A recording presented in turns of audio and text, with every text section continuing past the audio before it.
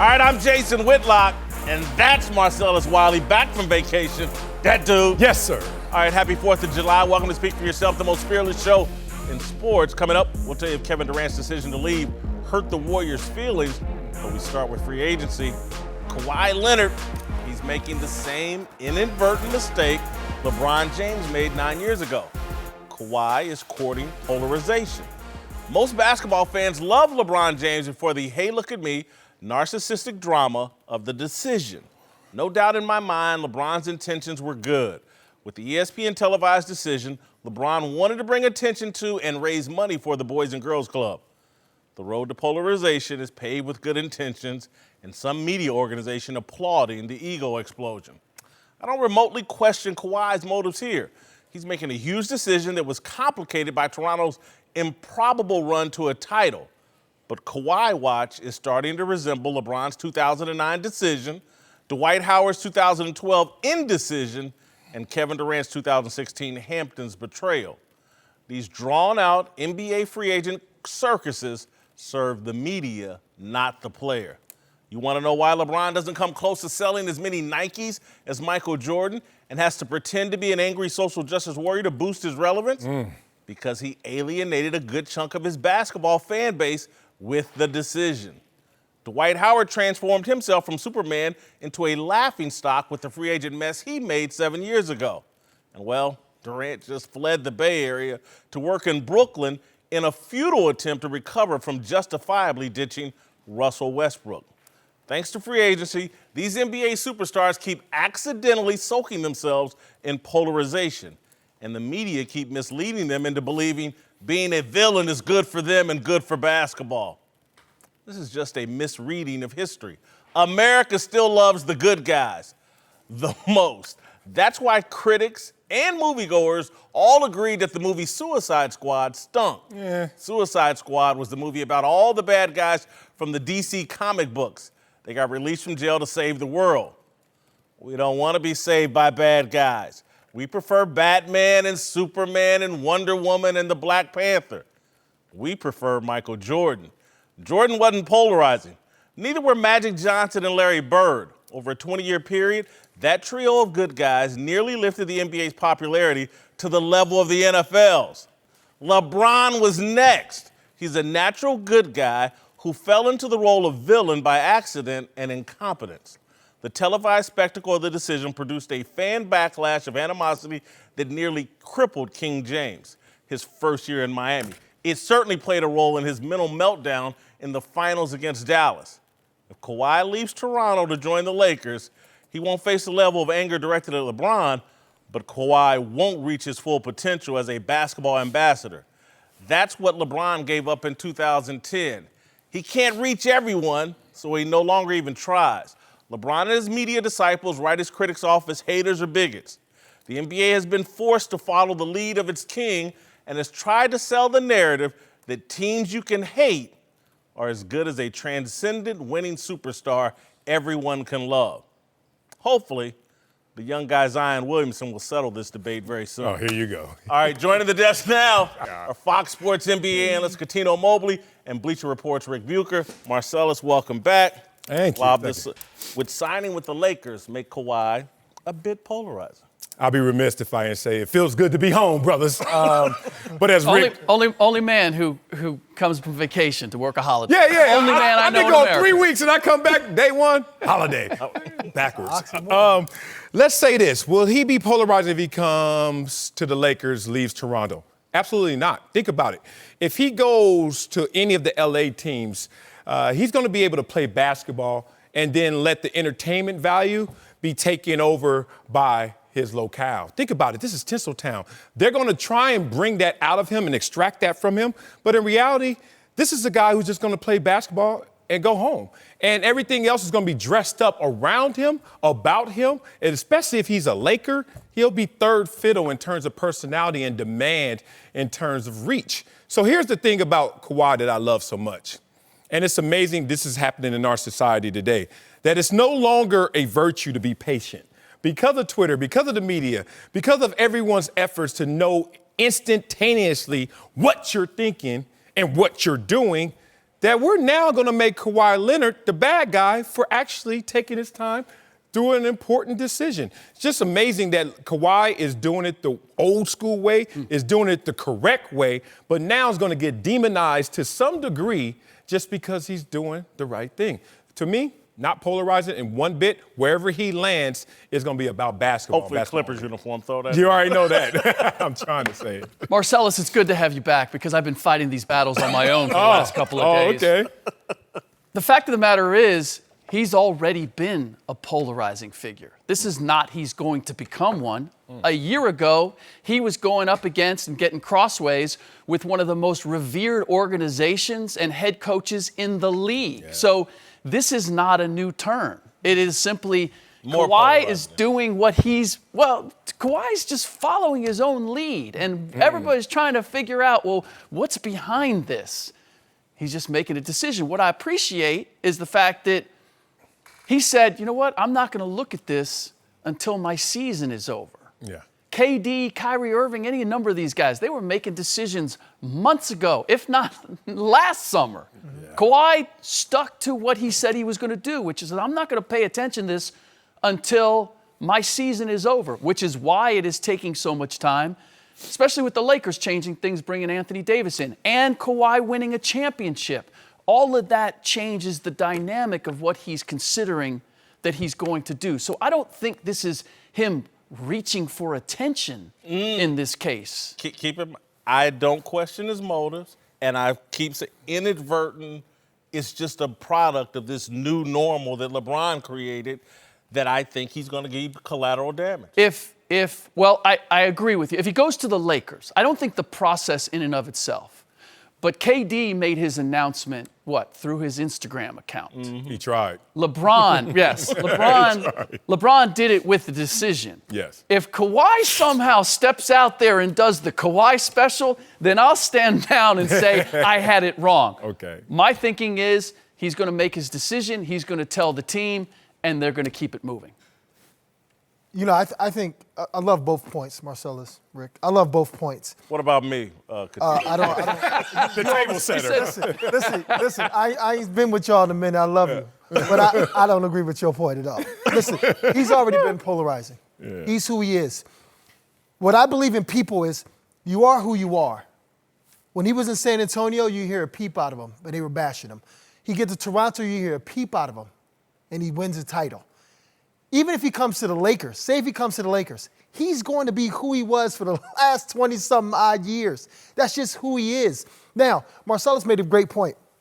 Because of social media, instant gratification is there. So everybody, July 1st was the first day you can start doing all this. It's only the 4th. It's 3 days later. Yeah. He needs to take his time. He's not Kevin Durant. He's not Kyrie Irving. He's not all those emotional guys where during the season they're like, they're mixing all their emotions in with their play and blah, blah, blah, blah. He's like, you know what? I'm going to wait till after the season. Now, you know what? Oh, it's the first day? I'm going to wait a couple more days. I'm going to see where I'm going to go for my future. I don't see anything wrong with that. I don't necessarily see anything wrong with it. That's why I keep saying inadvertent. He's a byproduct of what started in 2010 with LeBron, where these off-season free agent decisions have become, damn near bigger than the games and a huge storyline. And so I do think he's staying in character, Kawhi. But if he comes to the Lakers, there's going to be some heat coming his way, LeBron's way. LeBron's going to take most of it. It was heat coming his way when he was in San Antonio and didn't play for all those games. That's true. It was heat every single day. I don't think he still ain't say nothing. I think what's going to be different about this situation, then let's talk about, you said LeBron, when he left Cleveland the first time. You talk about KD leaving Oklahoma. You talk about Dwight Howard leaving Orlando, backstabbing the coach, lying about it, getting caught, and still departing. All three of those situations, unfinished business in terms of success and championship. This is a guy who said, you can say nothing to me because I gave you everything. And I think a fan base that has been this starved is going to have to sit there and respect his wishes and respect his legacy, even if it's only 1 year. Here's the issue, though. When you come to the Lakers and LeBron and Anthony Davis, that's why I'm saying if he goes to the Lakers, he's going to become more polarizing and polar. If he goes to the Clippers, I don't think that'll be the case. I think people will be like, well, he won a championship in Toronto, Inadvertent. and now he's going to join the Clippers and take them You to agree? a title. You join the Lakers dynasty and all that. I think there's going to be a level of heat. I think there's a certain faction out there that doesn't like the super team concept, and he's done it without the super team. So they will take issue with that. He owns that right now. No one else. I mean, one of the things we love about Kawhi Leonard is he's quiet, and two, he's like, as I've been told, you want to play with me? Cool. You don't want to play with me? Cool. I'm going to do my thing. If he goes to the Lakers, then it's going to feel as if, oh, he kind of caved. He needs somebody. We like the fact that Kawhi Leonard doesn't seem. Now, the one thing that levels that is he's also talked about wanting to go home. If it was any other situation, you would look at it and say, well, he's doing it for one reason and one reason only. He wants to play with a super team. He wants to have somebody who's going to carry the weight with him. He was basically playing with a super team when he's with San Antonio. Yeah, he was and he third, still got fourth MVP. fiddle. That's one. Two is you got to think about Kawhi's psyche and psyche of life. There's people that we all have met that we all have. Say you had a bad day. You had that bad day. Guess what? You don't let nobody know, and you're still upbeat. There's people who had a bad day and they let everybody know. He's the type of person. He's so mentally strong. I don't care if he does come to the Lakers and this circus with LeBron and AD and Rich Paul and Rob Pelinka and Kobe and Magic. It doesn't matter. He is who he is. He's not going to change because the Heat was for real when he was in San Antonio and the best coach ever in Greg Popovich and Tony Parker is giving him slack and Manu Ginobili's playing hard and he's on one leg and Tim Duncan. And guess what? He still don't say anything. He still come to Toronto, still backlash from everybody out there, and he still wins the championship. I want to protect the Lakers in this conversation. Don't do it. Says the Clippers guy. Says the Clippers guy. In this respect, I think being polarizing, he's going to get outsized by LeBron and Anthony Davis, who have certainly given some fuel to the fire of them being polarizing. The T-shirts and all the passive aggressiveness and the departures and the way that they did it is completely different than Kawhi. Kawhi will land here and be third fiddle in terms of that polarizing mindset. He's going to be the Chris Bosh in what happened. And guess what? No, Chris Bosh was third place in terms of who you wanted to throw the darts at. And Chris Bosh got That's what you mean. Yeah. Chris Bosh was the third. And compared to what Dwayne Wade went through, and certainly LeBron, that was small in comparison. And I think you talk about Kawhi's mentality and the way he handles his business, I think it's going to disappear. You know what I hope? You know what I hope, seriously? The way Kawhi Leonard handles his business and the way his professionalism with basketball, I hope they market that more for a lot of these emotional young guys out here, opposed to the other ones that show so much emotion and don't really focus on ball like they say they want to do. I hope they really market him and say, you know what, do that. Let me move on to one other thing. Rick and I had a big argument earlier in the week, Marcellus. I want you to jump on my side here. I contend he thinks the NBA needs a villainous team and villains make the NBA better. That's Brooklyn. I don't. I think great, transcendent, winning superstars is the thing. I'm tired of the super teams and the super villainous teams. Does the NBA need a team you can hate? Well, if I jump on your side, here go another earthquake. Let me just say that part. Yeah, they do. And look, I know where you're coming from. And I come from the same place. You have to always remember when you're talking about professional athletics, there's a division between the entertainment product and the sport. The integrity of the sport, the purists, the ones who played the game, the ones who love the game just for X's and O's. They're on a different side than those who are about the entertainment value, which is about storyline, which is about the I's and the U's, the people, the drama. I want the emotional arc. They need villains. So for us, we're ground floor. We're all into the game. We're watching it for the love and the purity. Those 10,000 feet above, they just want to see the smoke. He's a Pacers fan, right? Yeah. They want Detroit the was smoke. beating y'all up a little bit, wasn't they? Who? Detroit Pistons was beating y'all up a little bit, weren't they? Yeah. They were the villains, weren't they? Okay, there we go. And that's who we're satisfied. There we So go. the We need rival. that. So to be That's at a your villain. greatest as an entertainment product, as a business, You got to combine forces. You need them both. The reason the Suicide Squad didn't work is because they took bad guys and they tried to make them good guys. Yeah. And we weren't quite buying into that. Exactly. They're now the bad guys that became good guys that are going to beat the other bad guys. That was too confusing. Yeah. But you have to have, and by the way, this whole argument wouldn't work unless you vilified me. You need me as the villain in this thing. There it is. But look. You made yourself the villain. Exactly. Hulk Hogan, for the longest time. Brother. Why does pro wrestling work? Brother. You have to have a heel. You can't just have all good guys. And Hulk Hogan, for the longest time, he had King Kong Bundy and The Undertaker and all those guys. And then when that started to turn, it was like, you know what? It's your turn to be the heel. We need somebody to be the heel. Yeah. Randy Macho Man Savage is now the guy. And no, I don't know that much about wrestling. I had to look it all up. But the fact of the matter is, I know how that dynamic works. All of them. Yeah. And this is the same thing. It's that entertainment value. Yeah. Catino, you agree with this? I agree totally. I think Brooklyn's going to be the villains, though. They're not going to be good enough to be the villains, I'm with you particularly on year one. And then year two, KD be working himself back in. If the villain thing were, I'm just telling you, to me, Michael Jordan, greatest thing to ever hit the NBA. Mm-hmm. And I say that as a Pacer fan who hated him when he was playing. But it's the greatest thing to hit the NBA. Never polarizing. Could reach everybody. Never the bad guy. But people Magic, Larry Bird. You can't compare. But people still wanted to see Michael get beat. Yes. They got tired of the For a Bulls fact. winning. They got tired of the Warriors They winning. loved it when Orlando beat them. Look, I rooted against Michael all the time. Okay. But it was just out of pure jealousy and envy. But that's what like the a Lakers villain. are going to That's be. what a villain is. That's what a villain is. the Lakers are a cheat code, man. Well, I won't respect. So were the Warriors. So the Warriors not were a cheat considered code? a cheat code. No, not well. At the end, when they got KD, but on the way up, and again, at the end of the day, there's a reason why the NBA can't reach the levels it did under Michael Jordan. But yes, you're right. The Warriors made the same turn as Hulk Hogan did. They went from the beloved to the heel. Yeah. But you know who was the heel before they were? The Cleveland Cavaliers were. We were happy to see the Warriors knock off LeBron because he had done the super team thing. And then he goes to Cleveland and he says, let's get Andrew Wiggins out here. I want Kevin Love. Oh, I got Kyrie Irving.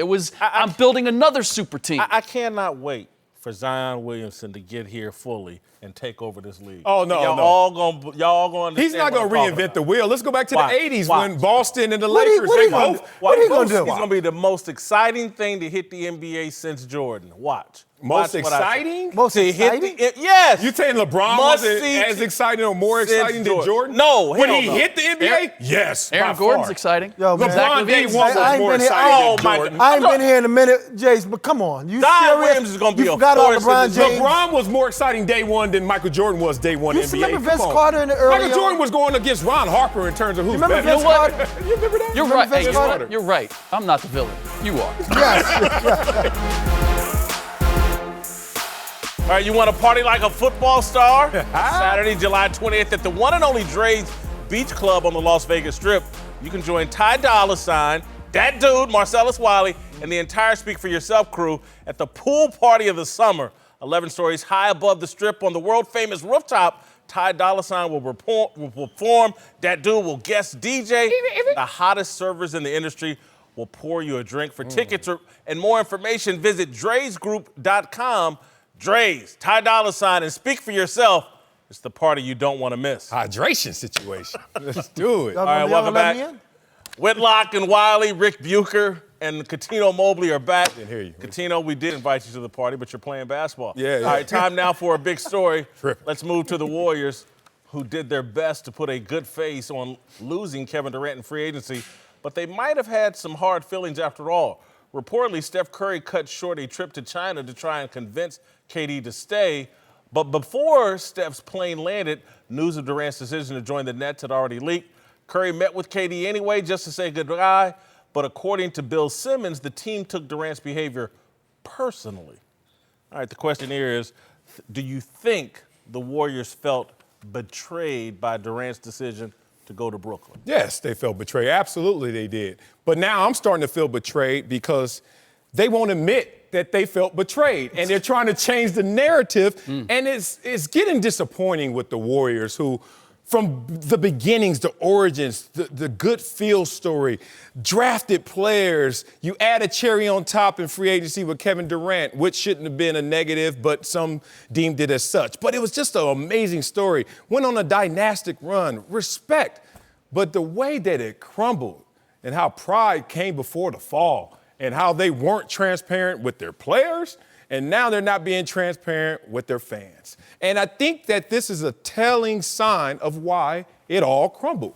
If they were smart right now to pay it forward, just admit you're heartbroken. Just admit even the greats lose sometimes. And if they could do that, I think they would do wonders for them. I think they're holding their tongue, though, Marcellus, because they don't want to bicker with Kevin Durant after they did him wrong. And so I think Bill Simmons is onto some truth here. I don't agree with the wording. They took it personal. I think I agree with Rick. I think I heard you kind of say this, Rick. I think they feel like Durant just made one of the dumbest decisions in the world, and they're just sitting there baffled. You left us for Brooklyn. That's arrogance. That could be arrogance. But it also there could be some truth on their side because, again, you left us for Brooklyn, the number 2 team in the NBA. That's not an in New York. And you left us for Kyrie after the mess he just created in Boston. I think they feel like he made a dumb decision and they can't say it. Fair. There's also some potential legal issue in play here because of the injury. Yes. Where they, to me, are not admitting how they feel is that they run right out there. And it's one thing to say, hey, Kevin, appreciate what you did for us. But to go to the point of saying no one will ever wear his number while Joe Lacob is on watch here, essentially retiring that number, you don't have to jump. That's going too far. That's trying to pretend, and I felt this all along. They've tried to pretend that the relationship was better than it was, and we knew it was troubled from the beginning of the year, and they took issues. This is what really hurts them. He did them the exact same way he did Russell Westbrook in the Oklahoma City Thunder. And they looked at that and said, well, Russell wasn't always the greatest teammate, and you guys butted heads, and you didn't have success there. But you came in here, we welcomed you, we made room for you, even though we were already a championship team, and we got you the rings that you so badly needed to validate yourself. And you still stepped out on us without even giving us an opportunity to say, hey, this is why you should stay. Like, made the decision and never gave them an opportunity to make their case. That's what's hurt them. And what bothers me is, just go ahead. Can we just be honest for once and say, yeah, you know what? We feel like we were done wrong here by the way he did it. What's wrong with that? Because you can't say it because the guy just tore his Achilles because you misled him. That plays into Jason's argument, yeah. Fair. You're not going to start the engagement because you know how this will end. Fair enough. Right. Then don't try to paper it over as if all is well. I'm good with that. Thank you. Just stay quiet as opposed to trying to convince me of something that I look at the situation and I go, it doesn't feel right. Stay quiet. I believe in that one. For somebody to pressure you as a grown-up to be able to go do something, I don't know about that one. Right? If I feel as though that I'm not healthy enough to play, I'm not letting anyone talk me into it, right? And I'm not going to blame someone else when something bad happens about it. That's one. That's two. Now, as far as so, let me just you're putting blame on both sides. Exactly. Okay. I'm putting blame on both sides. So then now let's go to the Russell Westbrook thing. Let's go to that. I believe in pattern. If you're not an adult to talk to one of your best friends, your closest friends at the time and teammates at the time when you're going to leave, when you go to Golden State, you think you're going to do the same thing? I would hope you would grow as an individual, right, as a man. But you didn't. You did the same exact thing. So what does that tell me? That you run from issues and you put fires everywhere. That's what it tells me, right? So at the end of the day, I'm looking at this like, oh, yes, Warriors, you do feel a certain way. You do feel betrayed because you had a rough situation with OKC, with Kevin Durant with OKC, and you say, you know what, come with us. We're going to take care of you. Everything's going to be okay. We're going to give you Silicon Valley. We're going to give you this. We're going to give you championships. And they did. Yep. And the thing is, it's like once a cheater, always a cheater thing. If this is what you did before, What make you think it's different over here? Well, let me push back on that pressure argument, because a lot of times we think that our birth certificate graduates us to not feeling pressure. I'm sitting here at 44 years old still feeling pressure in certain things. And I tell you how it really incorporates into your life no matter what your age is. The devil, pressure, negative, whatever you want to call it, only shows up wearing a red suit and a pitchfork once.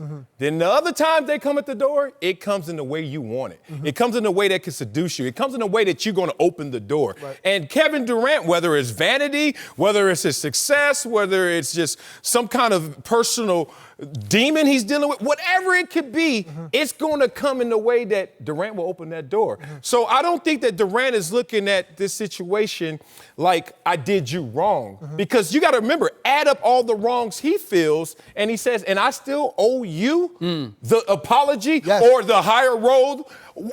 Who does that? My thing is, I wouldn't have done and that. I agree with you, but my thing is, not saying you owe me, but at least give me the respect of meeting with us one last time. Given? No, we've given you so much respect. One last time, just meet with us. You can say no all you want. Meet with us one last time. But come on, Coutinho, man.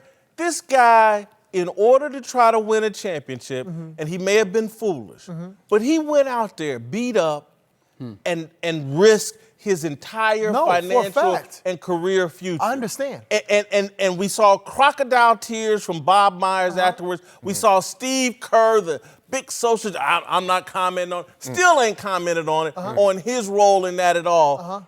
And again, it's just like what Marcellus just said in terms of Golden State dressed up and came to KD in a way that he opened up his doors. And you know what? He got played. He got played. He tore his Achilles. His future's in doubt. And if this guy's a little pissed off right now and wants to just be a little ice cold right now, I don't blame him. I don't blame you for being ice cold, but what I'm saying is, I'm not saying everybody takes a page out of Kawhi Leonard's book. But at the end of the day, listen, if you got hurt or if you didn't get hurt, I'm going to ask y'all three this. Will Golden State have still signed you? Allegedly. Yes or no? Yeah, they would have signed him. They would have. They would have signed him. So that means that's telling me like a Kawhi Leonard thing. If I'm not healthy enough, I'm a grown man. That's one. Two is the OKC situation. Why don't you give them at least a chance to say no? Let me say one thing, Rick, before. You know they had no choice but to give him the money after that injury. Because if they don't, nobody's going. Guilted into that one. The other part is, yes, I'm getting the money. I would have got the money anyway. You've taken a year from me, and you misled me if things are as we have been told. Andre Iguodala. You misled me on what was going to happen, and now I'm going to miss a year of basketball. And for a guy like Kevin Durant, where hooping is all that he thinks about, that's a hard thing to face. I have no problem with his decision to go play for the Nets. It's a free world. He's earned that. Yeah. He can do whatever he wants. We had this debate yesterday about weak moves, strong moves, whatever, but it's your move, and we'll ultimately, it'll be determined whether it was a smart move or whether it wasn't. I'm not going to fault him for that. What we don't know is, did the Warriors go to meet him? Did Steph fly there in hopes that he could have a meeting and turn him? Right. Or, and did KD say, yeah, hey, come, I'll listen? Or was that something that the Warriors were doing on their own? Because as I look at it, KD made it pretty clear long before that last day what he was intending to do. So if they're coming in for a Hail Mary at the last second and he decides not to let that happen, I can't fault him for that. I'm going to defend KD and the Warriors in this scenario. The Warriors had no idea the injury was going to happen. And so if the Warriors said, damn, now that he's been injured and he's going to have to sit out a year, maybe we have a shot at retaining him. He's let us know all year that he was leaving, but maybe now injured, we'll be the guys that love you and rehabilitate you for this next year. We'll give you a max contract, blah, blah, blah. Maybe that made them think they had a shot and a chance. And I got to say this, and I'm defending KD for being irritated. I don't like the decision of leaving. I don't like the decision of going to Brooklyn and just winging it with Kyrie Irving and an organization that's never won anything. I don't like that decision. Sometimes, again, and this is very tough, because what is he, 29, 30 years old? I certainly didn't know this at 30. I didn't know this at 30. But sometimes you got to work with Let me squeeze people this you in. don't like. No, go ahead.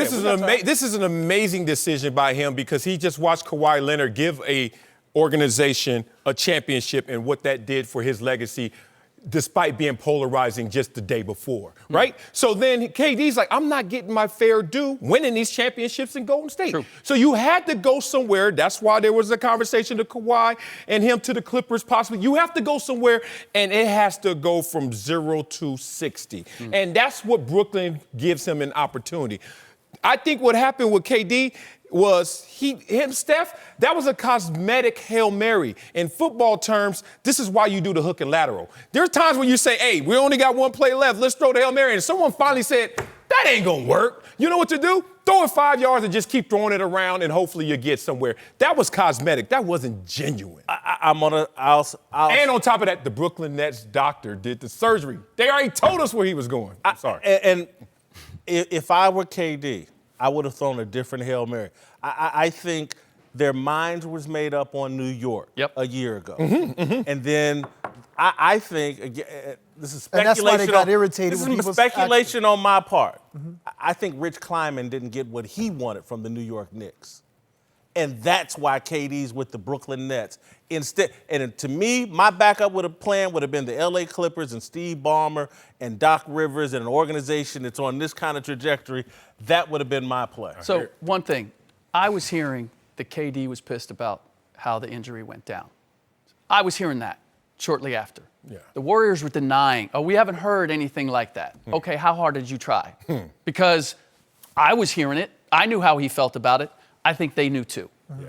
The second part is, and this is where it really kind of takes a bend, where you're saying, this is how I would have made the maneuver. We've got guys that are in their 20s and barely 30 who are now making decisions that impact entire organizations and that are worth hundreds of millions of dollars.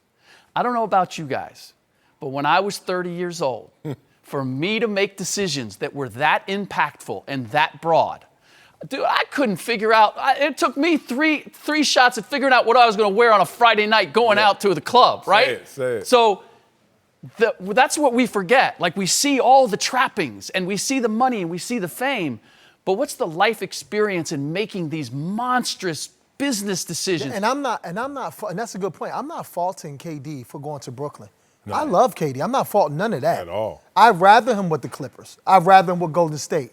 But my point I'm trying to make is, if I made a decision with OKC where I didn't really converse with Russell Westbrook or anybody there, and to just leave and have a decision like that, especially after losing to a team that you were up 3-1 on, and I'm with Golden State, it's a 50-50 thing. You decided to play, they pressed you into playing. Whatever that the story is, I understand that. But you have to take blame. Like, I got to take blame with situations, whether relationships or whatever it is. What I'm disturbed about is, when you're growing as a person, all the slack you took with the decision you made to go to Golden State, you should at least, as a grown-up, not saying you're not a grown-up, but you should at least evolve into a situation like, listen, Steph, you ain't got to come back from China. I'm cool. I'm going to Brooklyn. Whitlock and Wiley, joined now by former Pro Bowl linebacker LeVar Arrington. Let's move to the NFL, where Roger Goodell met with Ezekiel Elliott yesterday to discuss Zeke's latest off-field incident, where he was caught on video pushing a security at a Las Vegas music festival back in May. Goodell did not suspend Zeke, and the running back apologized to the security guard and promised to do better, writing, quote, "I need to work harder to ensure I do not put myself in compromised situations in the future.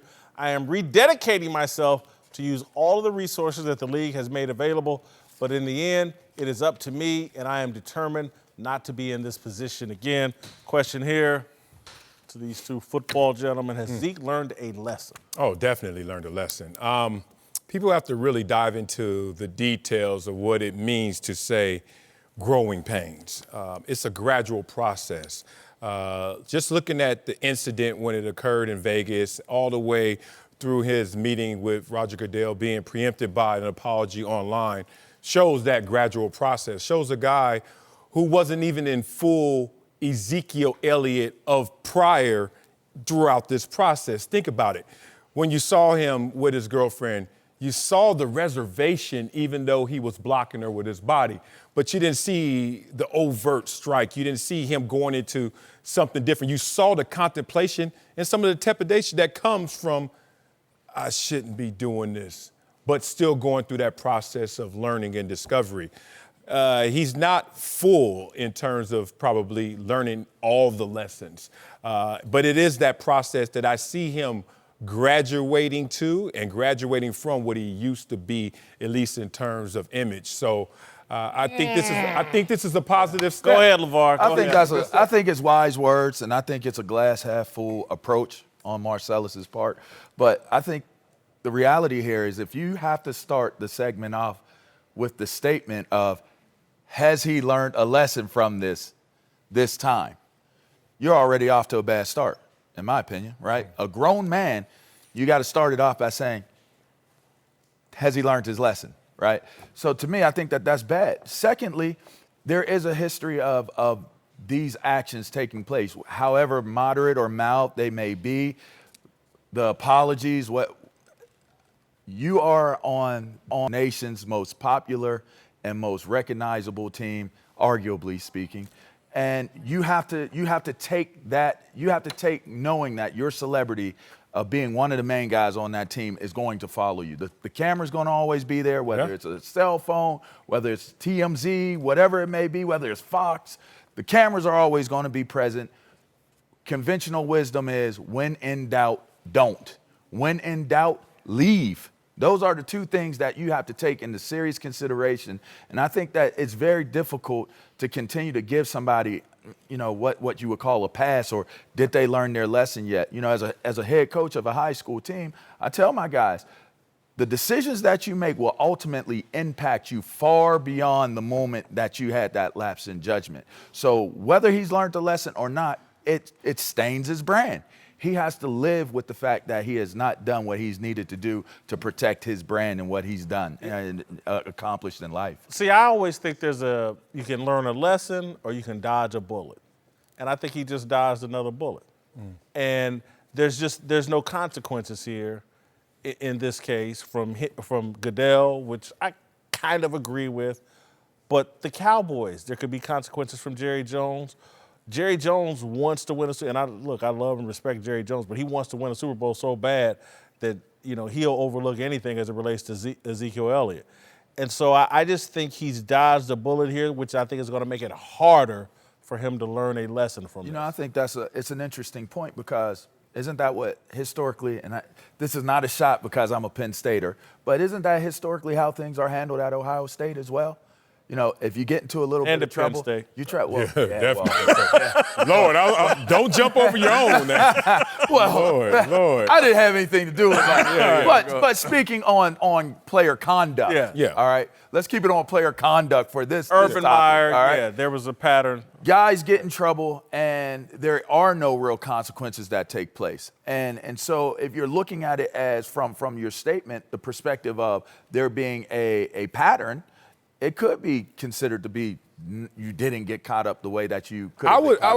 For those who said that Ezekiel Elliott was out of control or introduction to the negative side of his image, there's two ways to stop a car: get off the gas or pump the brakes. This is a guy who, in that moment, with that video, showed me he may not have pumped the brakes yet, but he's certainly off the gas in terms of. You can see the calculation. You can see this is a guy who's starting to realize. Pump the brakes myself. Thank you. So he's learned a lesson. Time to pump the brakes. Please do it. All right, welcome back to Speak for Yourself, the most fun you can have talking sports. Yeah. Whitlock and Wiley, joined by LeVar Arrington and Rick Bucher. Time to get antisocial. All right, Darnell, what you got, big boy? Oh, yeah, what's up, Marcel? I ain't seen you since the NBA Finals, man. You a damn lie. You was eating dinner at that March of Dimes event. I was, man. You didn't come to celebrate your boy. You came to get the food. Let's get it going, man. He's going to call me out. All right, let's start off with Kawhi Leonard, who has everyone glued to their phones waiting for updates on his decision. Man. Fans were literally lining up outside a hotel in Canada waiting for Kawhi to meet with Raptors president Musa Ujiri. Twitter chimed in with all types of funny posts about Drake making this pitch for Kawhi to stay. Sports reporter Mark Stein tweeted out that the Raptors haven't backed off one bit and that Drake is mounting his own personal recruiting campaign on top of whatever the team is already doing. So I'm going to toss to you, Marcellus. What celebrity would you bring out to get Kawhi on the Clippers? Oh, you talking celebrity, huh? Yes, sir. Oh, you like everybody Penny else. Marshall. Oh, no. Oh, we got these jokes too, huh?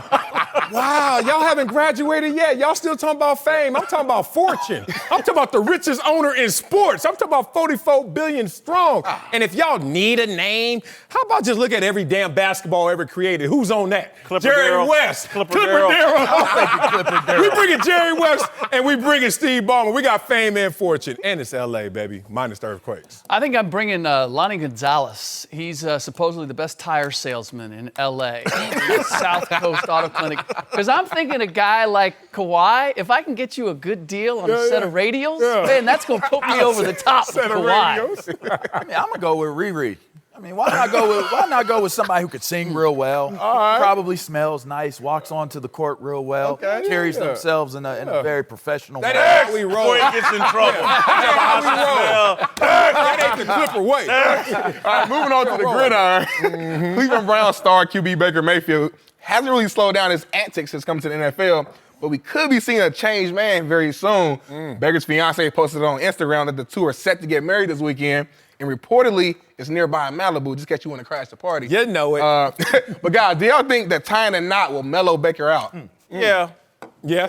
It's accountability. That's all. Yeah. Accountability partner. You got to cut them nights out, the wing dinners in half at least, right? But then he posted on his account. Let's get to the. I read everything. I want to make sure he posted on his account too. Don't get out there too far. All right. She's from Nebraska, so I got to give points that she's going to be a leveling. But sometimes a partner in crime could take you the other way too. So If it's we'll not see. broke, don't fix it. Right? He's 24 years old. You know, he's number one pick in the draft. Granddaddy Arrington talking.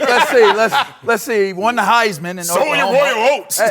No, I'm not saying that. But after getting engaged after your rookie season, you're basically saying, look, I'm taking a step in that direction. So I don't think he has to mellow out who he is as a human being. Enjoy marriage, but you are winning. You're divorced, right, Lamar? No, I've been married for 14 years. Oh, my bad. And I'm still and I have not mellowed out. we got to check after the Riri stuff, man. We'll see where you're at. Sticking with celebrations, obviously today is the 4th of July, so there will be tons of barbecue and fireworks, I'm a huge fan of. Turns out everybody doesn't feel the same way. We're going to scratch that. We're going to scratch that one out. You already celebrated. I'm already feeling You good. in the zone. I'm already feeling good. All right, but earlier this week, we know Whitlock's hair was trending all over Twitter. People believing it was fake, and there was tweets comparing his new hairstyle to Nick Wright's. And yesterday, Nick defended himself. Take a listen. Oh, man. I cannot vouch for Jason Whitlock's hair. Yeah. But don't be including me in these blog posts saying Jason Whitlock and Nick Wright have curious hair growth. Yeah. Mine has been day by day by day. Whitlock said his hair is real, but even if it is real, I wouldn't take credit for it because it ain't good hair. This right here is real hair. Oh, man, Whitlock, what's your response, man? And serious, CeCe, and blame CeCe for this, because he took me here. I'm about to tell the truth. CeCe's always had a jealousy issue with me. This goes all the way back to the 1990s. The Chiefs used to have training camp up in River Falls, Wisconsin, right next to Minneapolis. All right. I dated a few Vikings cheerleaders. Because you could. Because I could. And CeCe, Randy Moss, John Randall, Corey, a lot of these guys had a problem with You me wasn't mellow back then. Yeah, but they had a lot of, so it's a jealousy issue. Right. That's all it is. You were singing with Kaminga when they couldn't, huh? I blame it on Urlacher and Prime. They've been growing their hair out. Now they got everybody all motivated. Urlacher wasn't growing it. He was buying it. And that ain't the wet and go, but that's as close as you get to wet and go. And I've been watching you grow and develop and mature that flat top. How dare they come and knock that Will Smith down? They think it's fake. That ain't real.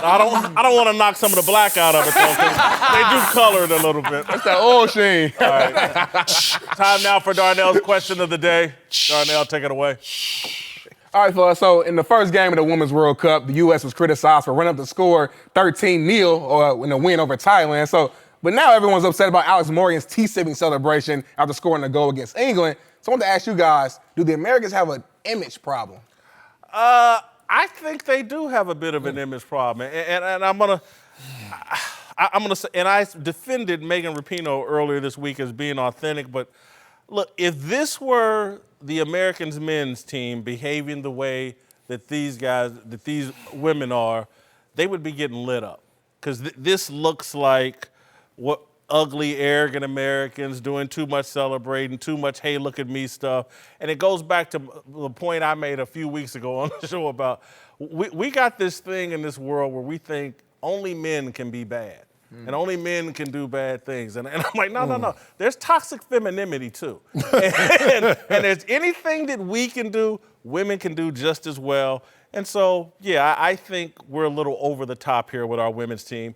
No different than, with some men's teams we've had in professional sports. I think the sentiment is laced with a little sexism. I think there are double standards in terms of some foreshadowing getting on a bus before a game, sipping tea in England. Who wouldn't do that? And then you get into a moment of celebration when the average goal scored in a World Cup game is 1.4, and the World Cup is not every year. And you talk about how. So you like what they're doing? I like what they're doing, and I understand that the image issue, if you get into that murky world, you're never going to win it, because there are some countries who we always say show more personality. Then when you show too much personality, bring it back. So look, just do you. By the way, this is how you stay married. Not talking about Riri, but right? Double standard and all that. Right. Play it safe is what you're saying. Exactly. Yeah, Right. pretty much. Thank you, sir.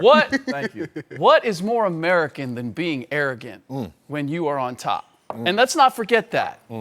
They're the best in the world. No question. Ronaldo, look at all that he does. Man. Best player in the world. But he does some arrogant stuff. I have absolutely no problem with them acting out and acting up because they're showing out on the field. They're getting it done. When you get it done on the field, you can say whatever the hell you want. I like it. First of all, I'm a big fan of Ariel Krieger. First of all, number 11, she rocks them sticks. Went to Penn State. She's on the team. We knew it. I'm a big fan of this group, and you know what? They've come together. They're really close. They're really tight, and they really have a us against the world type of mentality, and their fan base falls in line with it. A lot of people have come out and had criticisms ever since the whole White House conversation and different things like that. I almost feel like the topic is really coming from a place out of left field. It's not even really directed towards them and their play per se. It's directed towards things that have been said that possibly aren't considered to be politically correct, in my opinion. Keep playing. Keep doing what you're doing. Last I checked, there wasn't very much publicizing and advertisements and billboards all over the place saying to support and watch these young ladies compete for the pride of America. They are all Americans. They are representing our interests, and they're doing darn well doing it. I have no problem with it. Do y'all remember the Dream Team, the original Dream? I had that written down. Does. I had that written down. Everybody. Yep. Charles Barkley did a couple things early on, and he got criticized for it. And again, this soccer team is really our female version of the Dream Team. They are that dominant. They won, 11, 12 straight, breaking some kind of World Cup record. They're the clear, overwhelming favorites to win the World Cup. And again, just like when the men's Dream Team, Charles Barkley got a little out of it, there was some credit. Hey, man, don't do that. Y'all beating up on beating up on them. Angola, and things like that. Croatia. And when we were beating up 13-0 or whatever, 13-0, and all that celebrating. Yeah, but when the shoe's on the other foot, there's no image issue when it's rare to see the shoe on the other foot. But when you're talking about dominance and when you're talking about a global game, it's those opportunities where you have to flex it. And I don't understand why that's a problem, because we're all entering with goodwill. We're all entering with free spirit to say, let's play. With your best. With your best. I'm going to defend them for this, though. Honest to goodness. best. Because, again, they're not getting paid like the men. No. And the only way to elevate your brand, perhaps, is to do some of this. Get out your skin and to a go little. out a little over the top. So maybe we put them in this position. Shirt All right, coming up last time, right? All right, welcome back to Speak for Yourself, the most fearless show in sports. Whitlock and Wiley. LeVar Arrington is back with us. Let's return to the NFL, where the league and the Players Association are already knee-deep in negotiations on a new collective bargaining agreement, with Jerry Jones reportedly taking a lead role in hammering out a new deal. Jerry's been at the forefront of many of the league's biggest moves in recent years, but he's certainly not adverse to ruffling feathers en route to getting what he wants. All right, the question here is, will Jerry taking a lead in these negotiations be a help or hurt the negotiations? Oh, a big help, a huge help in terms of both sides really thinking that they have the ally as the lead, as the spokesman. Think about it. If you're in that group of ownership, the intra-group, we're talking about how Robert Kraft in 2011 really was the spokesman to get that deal done after the 4-month holdout, and he can't, obviously, right now because of his legal image issues, be that guy. Jerry Jones steps in there, and what does the other side think about it, the NFLPA and the players? Well, Jerry Jones always had a little love for the players. Let's go all the way back to when the salary cap in that situation was being resolved in the early 90s, and Jerry was like, let me liquidate, let me stay financially fluid to get Deion Sanders in the mix. You talk about the rules for Ezekiel Elliott, the rules for Dez Bryant. Jerry has always found a way to kind of blur those lines between, yeah, I'm owner, but I'm also on your side, or I understand at least your plight. I think that would do wonders for this negotiation because both sides have a healthy respect for him. Quite frankly, both sides stand to benefit the deal getting done. So that goes without saying. I don't think it really matters if he helps it or if he hurts it. He's helping one thing and one thing only, that star brand. That's what he's working on. And he's got 4.8 billion reasons why he's being focal and everything that's going on. Now, here's another interesting point. You mentioned the other voice that took the front stage in getting these negotiations done when the last lockout took place. Who was that, Robert? Bob Kraft. Oh, that's interesting because of all the most valued and valuable franchises in the world, number one being what? Your boys in Dallas, right? Okay. Number 6, which happens to be the only other American football team, mind you, on that top 10 list where the Redskins or the team in D.C. rounds it off. Number 6 is the New England Patriots. Yeah, there you go. So why not have them be the main voices? They have the most to gain, the most to lose in getting it done. I read this a couple different ways. One, Jerry and Roger Goodell had a big dispute a couple years ago, or a year ago.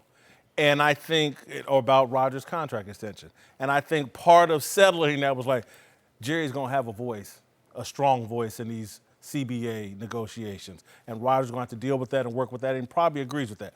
The other thing to me, them trying to get this deal done and talking about getting it done before 2019, that's the biggest signal yet that football, from the players and the owners, wants to move past the whole national anthem controversy.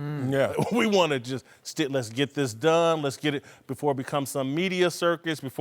And so I think both sides are aggressively trying to ride the wave of momentum they had off of last season and just make as much money as they can as soon as they can. There's a lot more issues that they have to get through as well. You know, with the head and health issues that are out there. There's a decline, and if are you looking at fantasy versus looking at real-time games? There are a lot of things that the football industry as a whole has to make sure that they address moving forward. You got to be a united front to a certain degree. Jones? That's why no one's better than Jerry Jones. One, he could show that, look, I'm about the healing in terms of my own issue with my own commissioner. Like, he basically went to war with himself because the commissioner is there to govern all the owners, all 32 of the billionaires. And then you can say, we have that in resolution. Now let's work on the other side and work in resolution. And as you said, it's not just the national anthem. It's an image thing. It's the CTE, it's the player safety.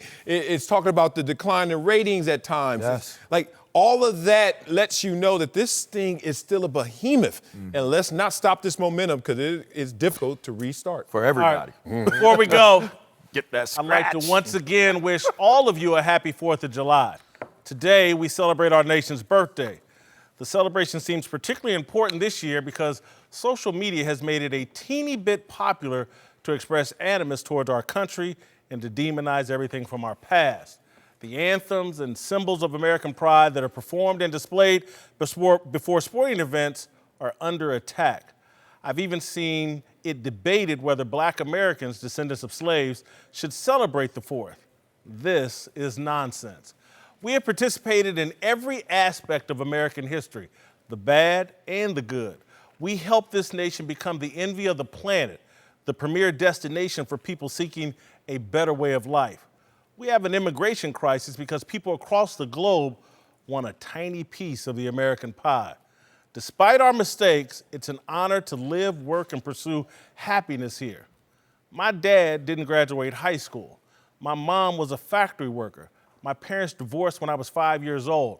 I grew up in a working-class apartment complex on the far east side of Indianapolis.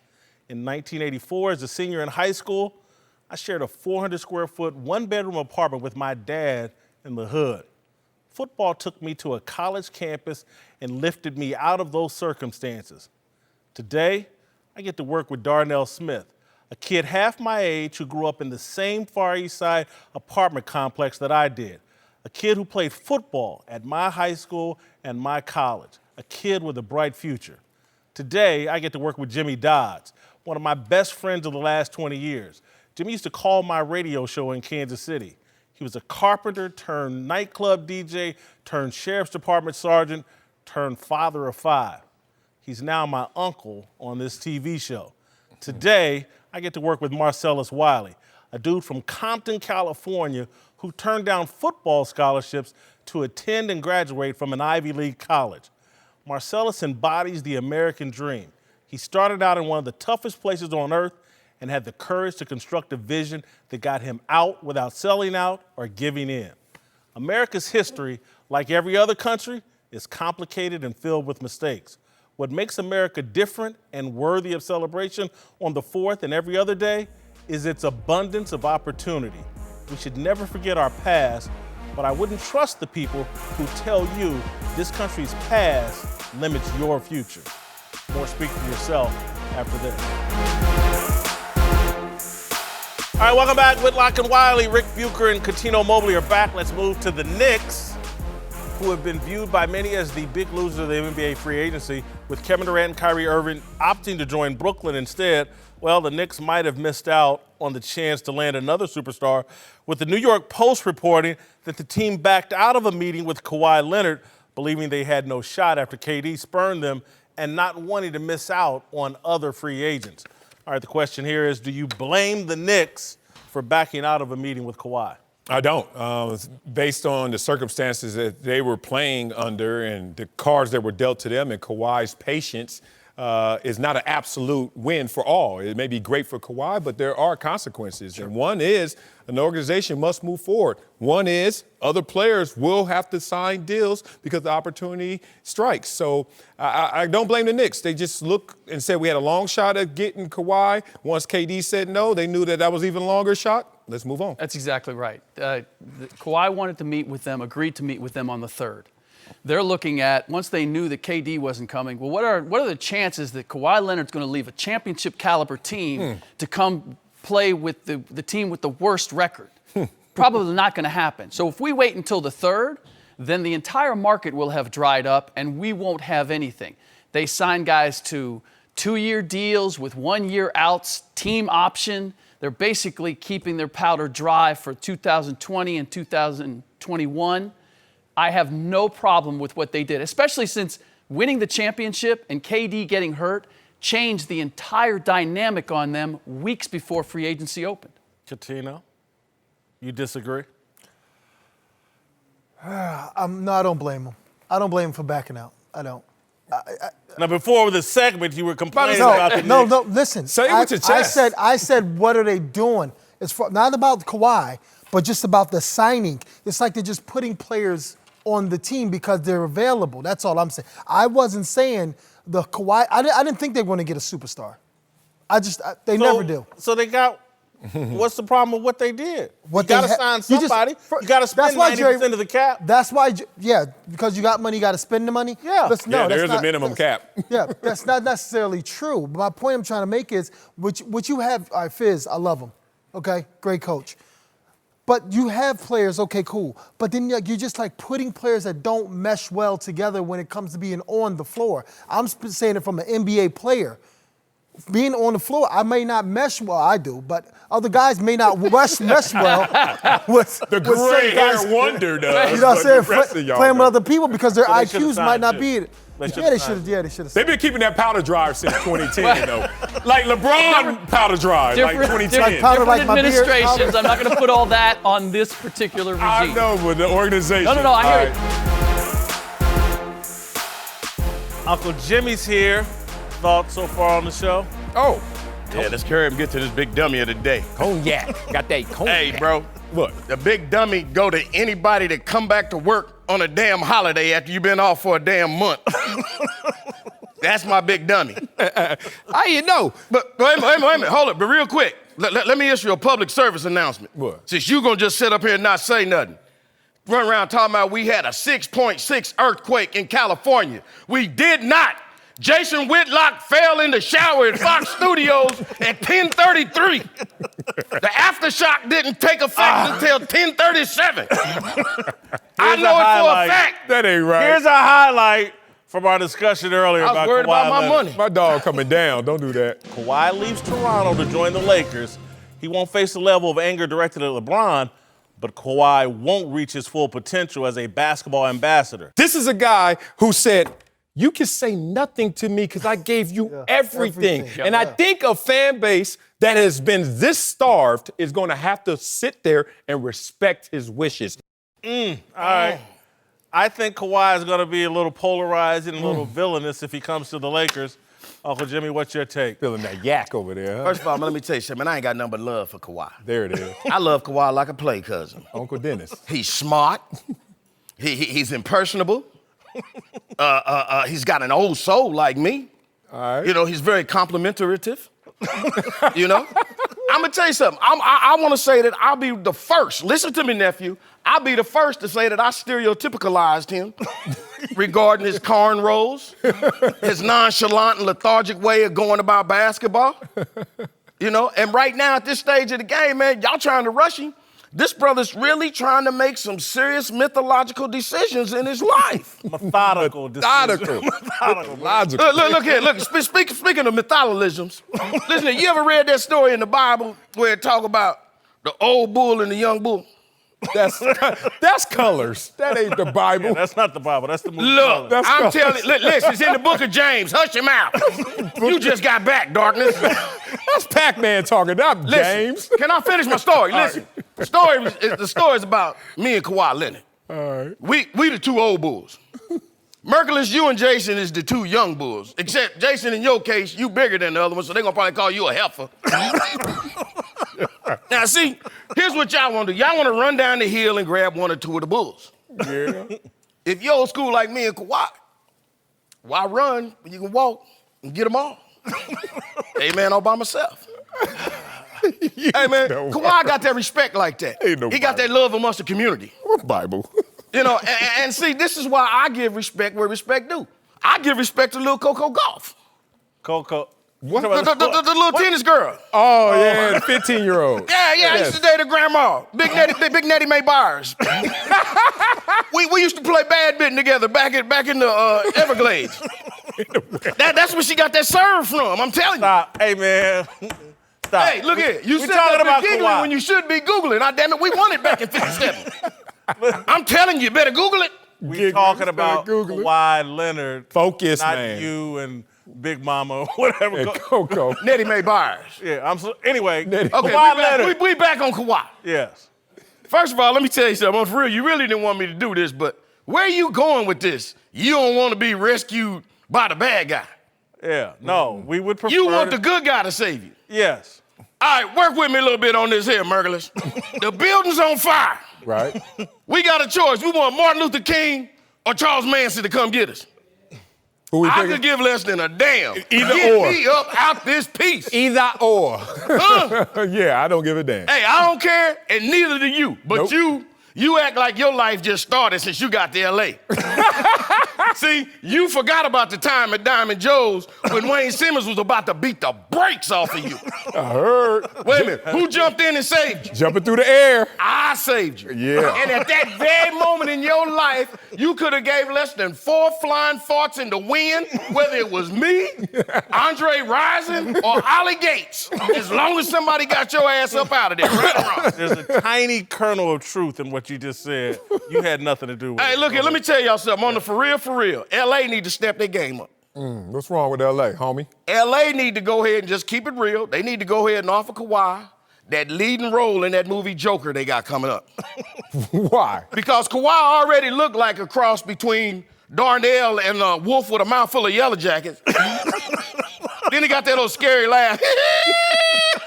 They need to go on and give him the role. They already made the movie. Hey, look here, and you know what? You can call him the bad guy. Say what you want to. Hey, what did Tony Montana tell you? Hey, you need people like me. You need people like me so you can look at me and say, there go the bad guy. You know, that's what Kawhi told Toronto. He said, hey, you see me?